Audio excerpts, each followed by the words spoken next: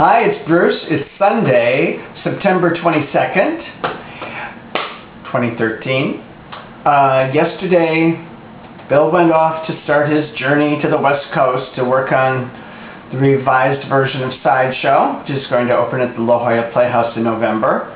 He's going to be gone the rest of September and all of October. I'm not going to see him till November. So I've been planning to go to some theater by myself, or with some friends. I grab singles when I can. Alright, so the season's just starting to gear up, so I've seen two things, and I'm seeing something this afternoon. If I have time, I will post something about Romeo and Juliet, which I'm seeing this afternoon.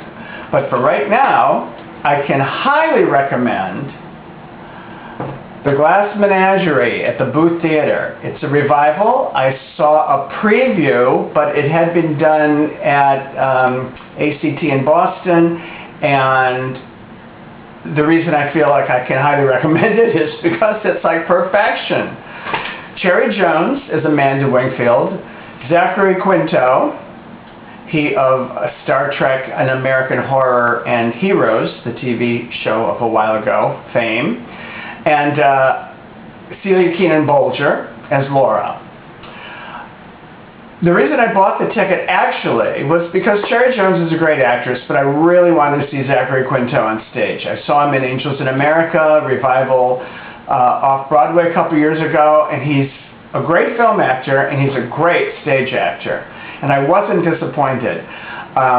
Also, the gentleman caller is played by Brian J. Smith, an actor who I wasn't familiar with and who is excellent as the gentleman caller. This production is directed by John Tiffany, and it's just perfection. I'm not your biggest Glass Menagerie fan. You know, it's a great play. I'm very familiar with it.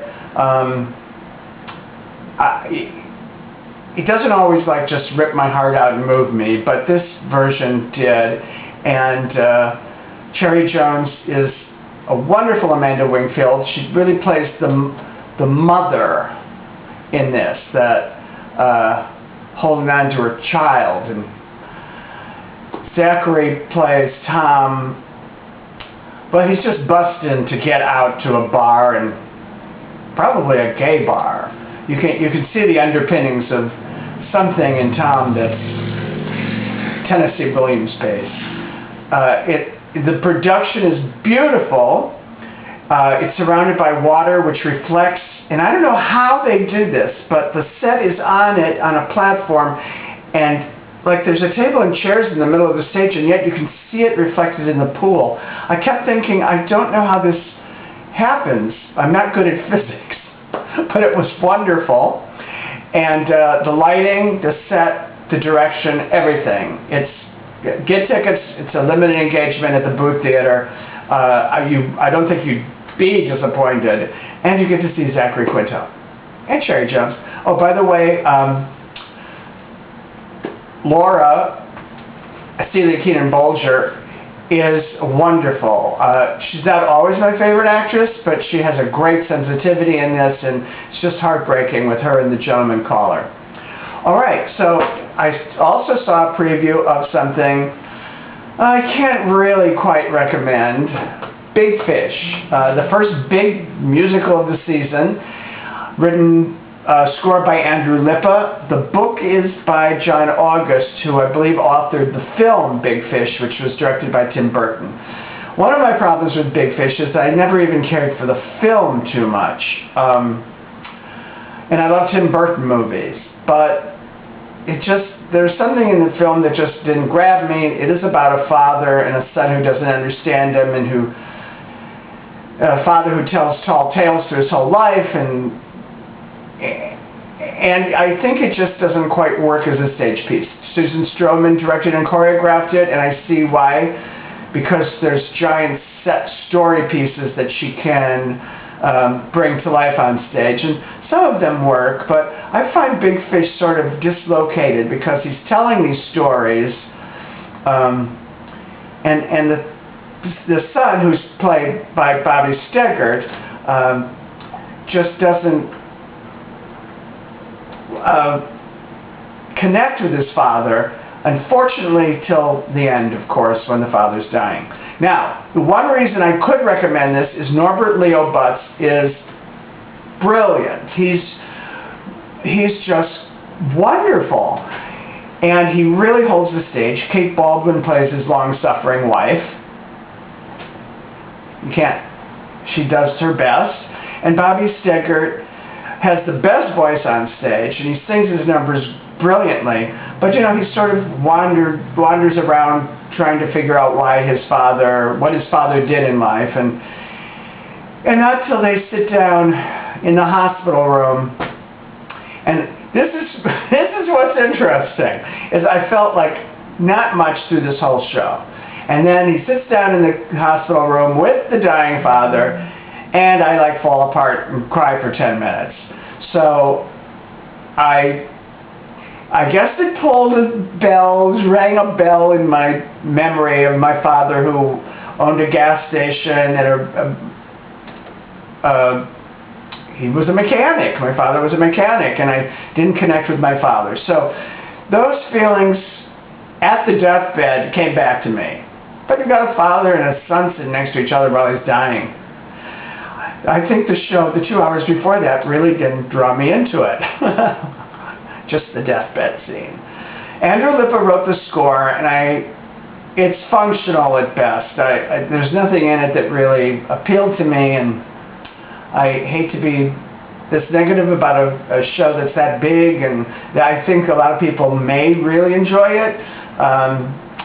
It was a preview, but I don't know how much they can work around it. And hopefully they tightened it up or whatever, but I would say pass on Big Fish, except to see Norbert Leo Butz. He's just great. All right, well, that's all for today, unless I can come back and squeeze Romeo and Juliet in. Thanks. Hi, I'm back from Romeo and Juliet, and I still have enough light to do a video. So, I wasn't going to go see Romeo and Juliet because of financial, budgetary reasons, seeing plenty of things. But Bill was out of town, and they had a TDF offer for the matinee. I got a front row mezzanine center ticket for $44. So that was worth it. And the Richard Rodgers has been revenerated. It is revenerated and renovated, and it's lovely. And so was the production. It's quite a pretty production. I'm glad I only paid $44. I loved Christian Carmago. I believe that's Carmaggio? I don't know how to pronounce his name. Who is Mercutio, and he was like the best thing in it. Followed by Orlando Bloom. Orlando Bloom was really good.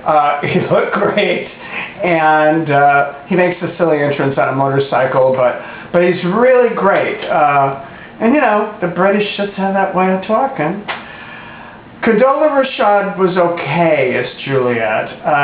She had the spirit. I don't think she handled the language quite as well. Jane Howdishell was a wonderful nurse, and Chuck Cooper was great as Lord Capulet. Not so good was Lady Capulet, and the lady in Lord Montague didn't even register. So all in all, I say it's beautifully directed by David Laveau. It's very pretty.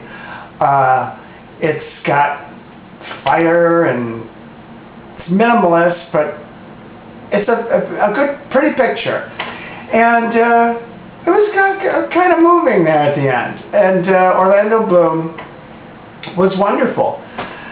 So I got my money's worth, and you might too. So it's a limited engagement at the Richard Rodgers. And the bathrooms there have been really nicely done. They really did a head to toe on the Richard Rodgers. So the pretty people, there were a lot of young people enjoying it, so that was nice. Oh, it's by William Shakespeare. In case you didn't know, spoiler. They die in the end. Bye. Have a good